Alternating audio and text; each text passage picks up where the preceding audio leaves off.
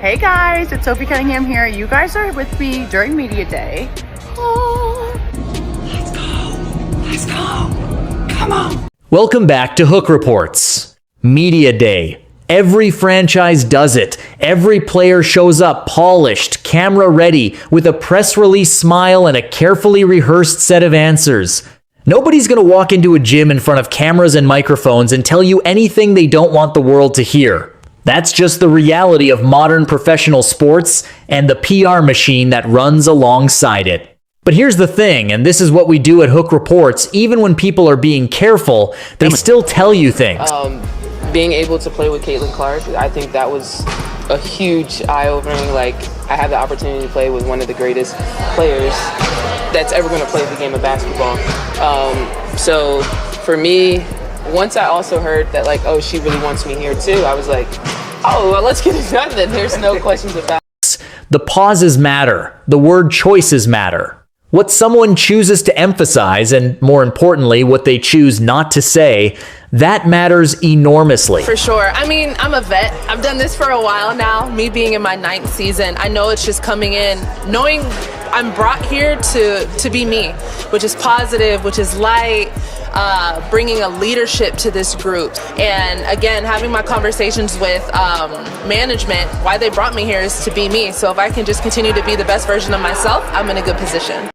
And when you sit down and actually listen, not just hear, but times, listen, times. Indiana Fever Media Day 2025 gave us a lot to work with.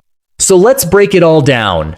Let's start with the newcomers. Because how a new player presents themselves on Media Day almost always tells you something real about what kind of teammate they're going to be. And I think that speaks to like why she continues to sign back here is like she enjoys the people that are here, and she also feels loved and cared for, and people are here to serve her as well, but she does it in return too. So just really fortunate that she's back here. I know I've said this before, but she makes my job a lot easier when you have somebody in the backcourt like that. I mean, I don't think there's nobody better in the league for me to play with, so just really fortunate and lucky. Monique Billings came in and immediately struck a tone that was easy to appreciate. She's in her 9th professional season. That's not a rookie navigating unfamiliar waters. That's a veteran who knows exactly who she is, what she brings, and why she was brought in. She didn't spend her time hyping herself up with big promises or dropping hints about stepping into a spotlight role. What she said was measured and grounded. She was told by management to simply be herself, to bring her energy, her positivity, her leadership presence, and to let that do the work. Now, on the surface, that sounds like coach speak. It's just chemistry and wanting to play free. And I think Steph did a good job of like showing that throughout the course of the world. And me like being able to play free last year was just like one of the things that you want to sell to players that's, trying to win. And I think that with CCM and AB, I think we done a really great job of building a chemistry that can't be broken. And I think that it's something to really hang your hat on because we trust each other. We constantly building with each other. And I think practice lately has just been, it's been really great for us because you get to see the free agents and the ones that do come in, really see how we gel and hopefully get embraced by. But Billings said it with a conviction that felt authentic.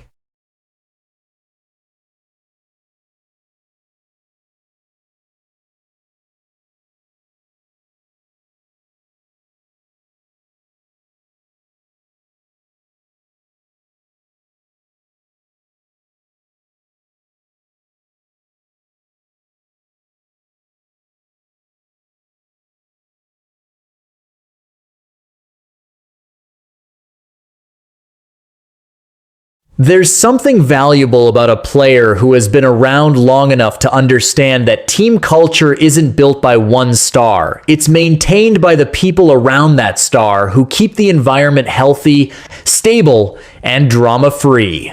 That's the role Billings is stepping into, and she clearly understands it. Think about players like Sydney Colson, someone who isn't going to light up a box score every night, but whose presence in a locker room is irreplaceable.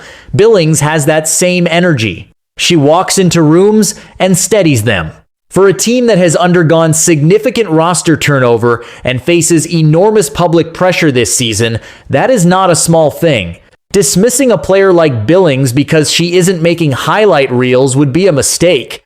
Sophie Cunningham was also on full display, and she brought exactly what you'd expect: unbridled enthusiasm and a genuine love for the environment she's stepping into. Cunningham is someone who wears her emotions openly. Yeah, I think a little bit of off the ball stuff. Like, I think mostly on dead balls. Like, I'm the best. I think I'm the best transition player in the league. That's where I thrive. Everybody knows that's my game. So, you know, getting the ball off of rebound or in transition, like, that's probably when I'm going to be the primary ball handler more than anything. And then, you know, getting off the ball a little bit and catching your breath. Like, it is exhausting bringing the ball up 94 feet versus pressure every single time. So we certainly need to find somebody that can handle the ball a little bit and, you know, give me a little bit of... And while some might read that as simple excitement, what's actually happening is important. She's communicating that playing alongside Caitlin Clark felt like a revelation. Her exact framing was around opportunity, around the realization that she has a chance to compete alongside one of the greatest players the game will ever see. That's not nothing. Players who come in with that mindset tend to sacrifice without resentment. They buy in because they genuinely believe in what they're part of. Cunningham isn't here chasing shots or demanding touches. She's here to compete, to win, and to contribute to something bigger. That's the right mentality. Now we get to the returning core, and the conversation here gets much more interesting. Kelsey Mitchell's situation going into this offseason was genuinely uncertain. She was coming off a significant season, was due for a contract that reflected her true market value, and had options. There were teams around the league that would have made serious runs at her. The fact that she returned to Indiana is a major story, and Caitlin Clark made clear on multiple occasions that bringing Kelsey back was the priority above everything else. On Media Day, Clark doubled down on that. She called Mitchell her ride or die, and when you listen to how she talks about Kelsey, there's a specificity to it that goes beyond generic teammate praise. She's not just saying, "Kelsey's great, we love playing together." She's articulating exactly times why, times Kelsey is irreplaceable, the ability to handle pressure, to take defensive assignments, to create shots off the dribble, to relieve Clark of the ball when the moment demands it. In Clark's words, there is nobody in this league she'd rather share a backcourt with. That kind of endorsement from your franchise player matters, and it apparently played a real role in Mitchell's decision. When Clark made it clear she wanted Kelsey back, Mitchell heard that and responded. This is exactly how player-driven roster building works at the highest levels of professional basketball. The star communicates her preferences, the front office moves accordingly, and the result is a core that's built around genuine connection rather than front office calculation alone. Stephanie White also spoke at length about Mitchell, and this is where it gets a little nuanced. White's enthusiasm for Kelsey is obvious and real. She spoke in expansive terms, calling her one of the most difficult players in the league to guard one-on-one, crediting her and Aaliyah Boston for elevating the Fever to the next level last season, talking about putting Kelsey in positions where she can operate instinctively without overthinking. There's a deep appreciation there that feels genuine. But here's the observation that's worth sitting with. The level of expressed enthusiasm, the warmth in the language, the sense of pure admiration, it feels slightly different when the subject is Mitchell compared to when the subject is Clark. Not dramatically different, not in a way that suggests conflict or resentment, but in a way that's interesting to note. With Mitchell, it sounds like a coach talking about a player whose game she loves unconditionally. With Clark, the language shifts slightly. It becomes about managing the game, about structure, about system integration. That's a subtle but real distinction. And it matters when you're trying to understand where the internal dynamics of this team actually live. Okay, here's where the real substance of Media Day lives. The off-ball question was going to come up. Everyone knew it. Clark supporters spent a large portion of the offseason raising concerns about how she was being utilized, whether she was being asked to play off the ball too often in situations where her game is demonstrably at its best, when she has the rock in her hands. The media knew it was a pressure point. Clark knew they were going to ask, and she answered. What makes Clark's response fascinating is the way she constructs it. She's doing two things simultaneously. On one level, she's being cooperative. Yes, sometimes I need a break. Yes, playing off the ball has value. Yes, this is about team basketball, not individual preferences. That's the PR answer. That's what keeps the locker room comfortable and the press conference manageable. But embedded within that cooperative framing is an assertion of identity and value that is anything but passive. She says clearly and directly that she considers herself the best transition player in the league. Full stop. Not one of the best. Not among the elite. The best. And she frames it in a way that implicitly argues moving her off the ball in transition situations isn't just a stylistic choice. It's leaving the team's most dangerous weapon unused in its most dangerous moment. That's a message, and it's a message delivered with the kind of calculated precision that Clark has become known for in her public communications. She never blows things up. She never makes it adversarial. But she also never lets a narrative develop unchallenged when it involves the fundamental question of how she's being used. This is important context. Clark is entering her third professional season. She has 1 year left on her rookie contract. Kelsey Mitchell's future beyond this season is uncertain. Sophie Cunningham is on a deal that will eventually come up for review. The Fever's long-term architecture is not locked in. And Clark is aware, acutely aware, that the decisions being made right now, the ways she's being deployed and developed and utilized, are going to influence what she does when she becomes an unrestricted free agent. She likes Indiana. She's said so. She appreciates the fans, the city, the teammates she's built relationships with. But liking a place and committing your peak years to it are two different calculations.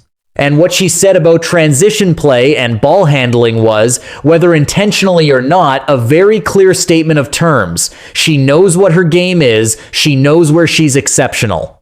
And she's not interested in a system that asks her to be something she isn't.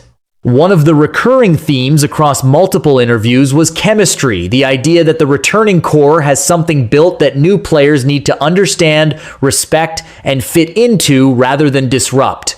This is a legitimate thing. Chemistry in professional basketball is real. The way players move without looking, the communication on defense that happens in a fraction of a second, the trust that allows one player to make a decision knowing exactly where their teammate will be, all of that takes time and repetition to develop. When Clark talks about the chemistry between herself, Mitchell, and Aaliyah Boston, she's describing something that was genuinely hard-won over 2 years of playing together. But chemistry language can also function as a gatekeeping mechanism, even unintentionally. When the message coming out of Media Day is heavily focused on the existing core and how well they work together, it naturally positions newcomers as people who need to earn their place within an established order, rather than contributors who might shift that dynamic in valuable ways. The new players themselves seem to understand this. Billings, Cunningham, and others came in with messaging that was explicitly about integration, about fitting in, about serving the existing structure rather than challenging it. That's probably the right approach in terms of short-term locker room dynamics. But it's also worth noting that teams that win championships usually have some combination of their established core doing what they do best and new contributors who bring something genuinely new that elevates the group. The question for the Fever this season is whether the newcomers can bring something additive rather than simply supplementary. There's a conversation worth having about Stephanie White that Media Day quietly continued without resolving. White is a competent, respected coach who clearly has deep affection for her players and a genuine investment in the Fever's success. Her comments about Kelsey Mitchell, about empowering players, about building freedom within structure, these reflect a thoughtful coaching philosophy. She's not just managing personalities, she's trying to build something. But the persistent undercurrent in the Caitlin Clark conversation is whether the system White is building is optimally designed for the player who is, by any measurable standard, the most important individual in the organization's history. Clark's game is built around ball handling, playmaking, transition, initiation, and the kind of constant read and react decision-making that requires her to have the ball in her hands in live situations. A system that frequently asks her to work off the ball is asking her to operate in the mode where she's least dangerous. Again, this is not a claim that White doesn't value Clark or doesn't want her to succeed. The interviews don't support that reading.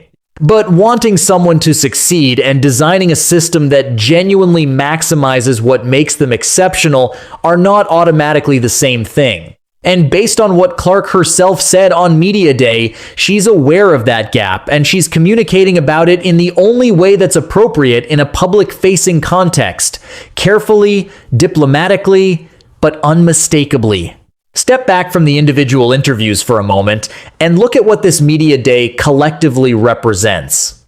The Indiana Fever are entering a season with a generational talent at the peak of her development, a returning core that has demonstrated real potential, new contributors who've bought into the culture, and a coaching staff that believes deeply in its approach. On paper, this is a competitive, well-constructed team with legitimate playoff ambitions. But the larger story, the one that will define whether this era becomes something special or something that falls short of its potential, is whether the organization can make the adjustments necessary to truly unlock what Caitlin Clark is capable of.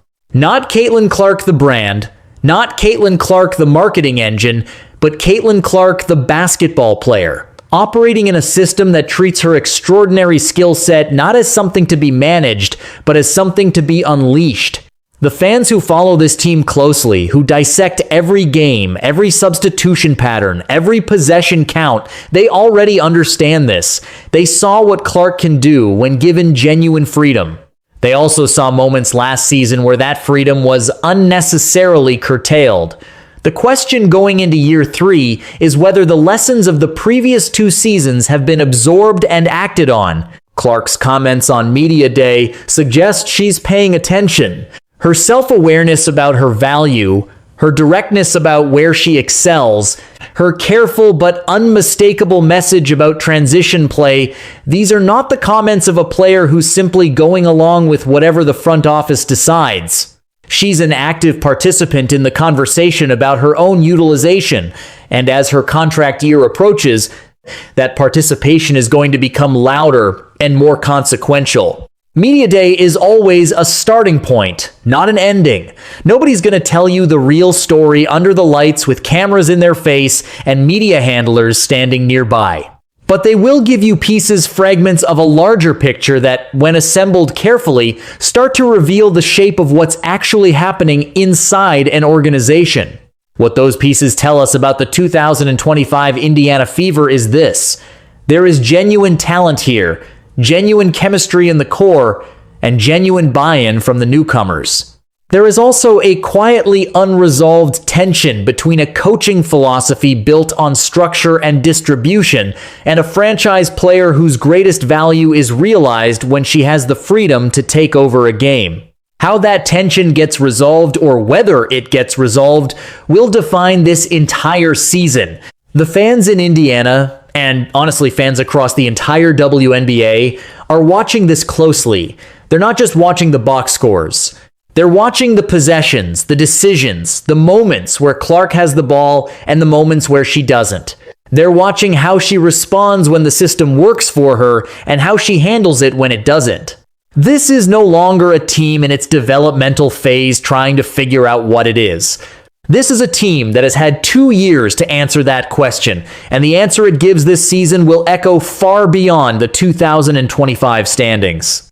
At Hook Reports, we'll be here for every layer of it. See you next time.